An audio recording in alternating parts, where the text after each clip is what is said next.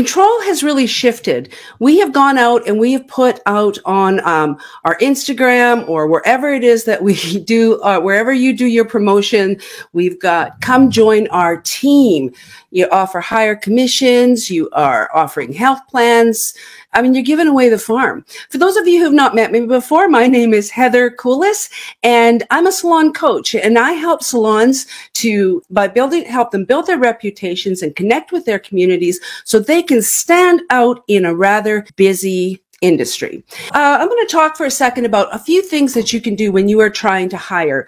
You've tried all of these things. You've tried chair renting, you've flexible hours, still nothing. All you're getting is the apprentice and the hairdresser that maybe nobody wants in town. So it's just not always working out. And it's become a very difficult thing. After the pandemic, people just started really rethinking what they wanted the next 20 years of their lives to look like and reprioritizing and shifting things.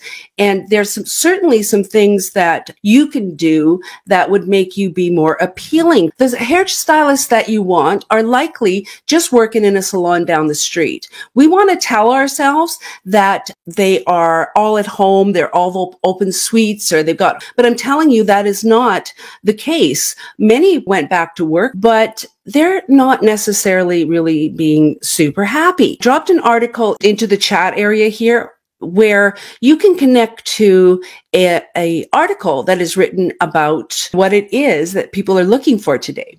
We know that people are looking for something that feel like they can grow into. They want to work at a place where they feel valued, appreciated, where they feel like they're part of something bigger. The tables have really turned. The control of our businesses has shifted to the stylists and the consumers. And we have to be a little bit more cognizant of that. Really gone are the time where we can just throw out a bunch of ads. When you do that, honestly, you're just not getting the stylists that are right for you. The number one driver right now in all businesses, in any article, if you were to just like type in and go, how can I hire? What are people looking for? You're going to see culture all over the place. So if you haven't figured out sort of what your draw can be, what it is that you're doing a bit differently that could attract to you the stylists and the clients that you need, but I'm going to give you some ideas right now about how you can reach out and actually touch them and get them connected to you and make them want to come and work with you. So people want to feel valued, appreciated, and they want to feel like they're part of something bigger. They want flexibility in a job. They want the opportunity to grow into a future of their own design, and they want to belong so bad. They want to be purpose-driven people. Don't we all? So the biggest draw that you are going to have is going to be your culture, who you are, what you stand for, what you stand against. Make some noise and stand out in your community. So here's a couple things you can do right now. First thing I'm going to talk about is attraction. Imagine that you are a stylist and you're working down the street. What would catch your eye? What about if you started posting some shots of behind the scenes of you working in your environment, of the team in the back room, of do a reel together. Those are the eye-catching ones. And there's no way that if you're not posting weekly something that's fun, that it is that you are doing, people want some fun and some light. Be some fun and some light, and that will make the world of difference. I'll be sitting there in the salon down the street going, oh my gosh, they have so much fun down there. It's not fun here right now, or they're not liking their environment. Stylists do not leave salons lightly. We don't just like pick up all of our toys and head on down the street. We stay with the evil that we know and just kind of grumble about it. Video wins the game. Like, get your posting story together and post a quick live video with each one of your staff members and ask them 3 questions.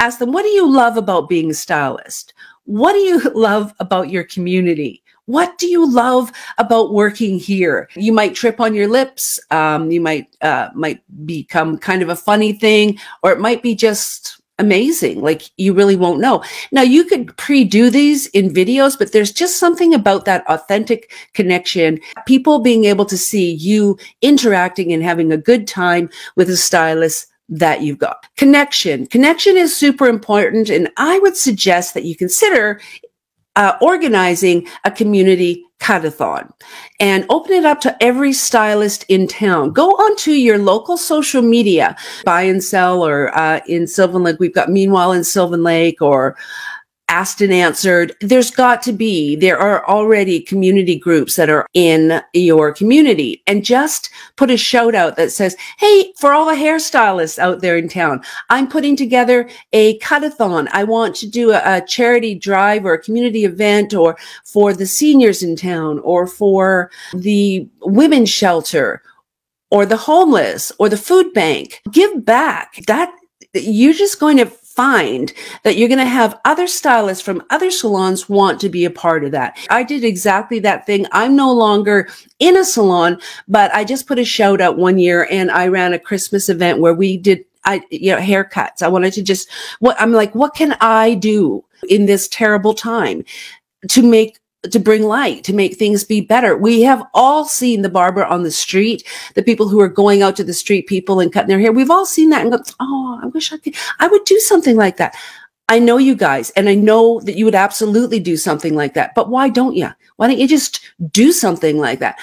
Put a shout out. I did. I got 4 or 5 hairdressers. I just saw it was going to be bigger than just me doing a few free haircuts. And I had like, 4 or 5 people, and I had people contacting me wanting to bake cookies. I had people who had nothing to do with hair want to do it. So next thing you know, I actually went to a local church and asked them if I could use their community room.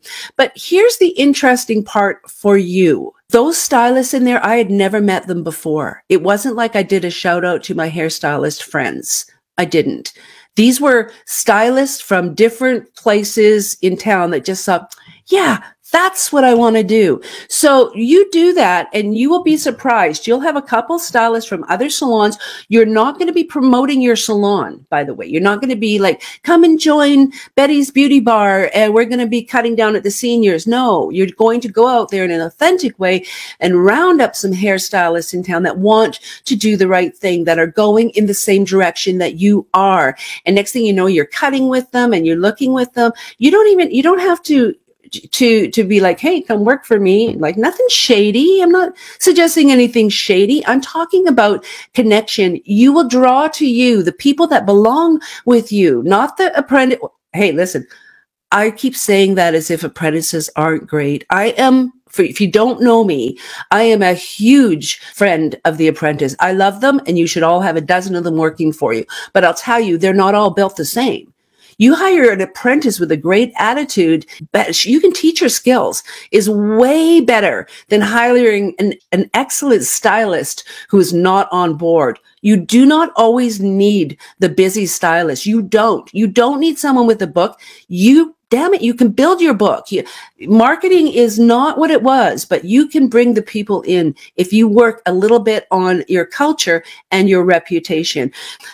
Definitely consider that. And I want you to just add real quickly here how easy it is to get local press, to get the newspaper involved. The local newspapers are dying for good news. Everybody's got a local city paper, whether it's online or not, and they are starving for good news.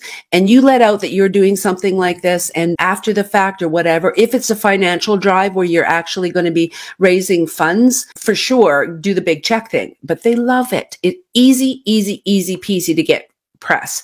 One more thing that is create a sales page for your website. You can't just say, come join my team. I have seen you guys trying all kinds of stuff. You are offering up health plans, high commissions. You are flexible hours, come and go as you please. You are doing so many things to try, and you're like, nope, can't get anybody to hire. No, you don't want to hire on higher commissions or any of that stuff, because you will never be able to pay people who are pursuing money, you'll never be able to pay them enough, just so you know. Do a sales page because you need to attract them. You need to tell them the reasons that they might want to work for you. If you would like an outline or a guide, what do I need on there? What are you talking about, Heather? What? If you want that, I want you to DM me your email address and I will send you off just like a guide, like a blueprint for how you would do that. And you don't have to worry about if you don't have a web page. And if you don't have a web page, you want to jump on yesterday's video because there's some options for those of you who are like, I can't, I don't want to. Or for those who are like, no, I'm good. There's a little video on that yesterday, but you can even use this type of thing in your Instagram. I know a lot of you guys are Instagrammers and you're not Facebook people. You should have a highlight that just says hiring, and everything in there should be about hiring. There should only be people on your team, you know, team pictures, and or even just make your hiring circle your point form, why they want to work for you. But do it in a very, very dedicated manner. Like pay attention to it. Whatever you pay attention to grows. And anybody who would also like to have a guide to setting up a cut-a-thon, same deal. Drop it into my DM and I will, or contact me with my email or whatever makes you happy. And I will send that out to you also. Got all kinds of little tools for that. So I don't want to keep you any longer. And so if you found anything in here that I said helpful, I would really, really appreciate it if you would comment below and comment with anything you might be struggling with or anything that maybe you'd like a few tips on or any question that you might have. There might be other people in here that can just like answer your question for you and stuff that they've done to overcome certain things. So let's all do this together. Let us lean on the strengths of others and let's share the strengths that we have because you guys got all the ideas. Sometimes people just need a little inspiration from you. Even if you don't have anything you need to know, I would certainly appreciate it if you just say, hi, I'm listening, because I feel weird going live. Also, it is always strange when you are putting yourself out there for other people to point their finger at and laugh at you. So definitely put a comment. If you're on YouTube, hit the like, subscribe, and notification button. If you're not on YouTube, go and check it out. I got tons of videos over there. So have a great night, everybody. I'm going to be popping in tomorrow. Can't remember what it is that I'm talking about, but we shall see you then. Stay awesome.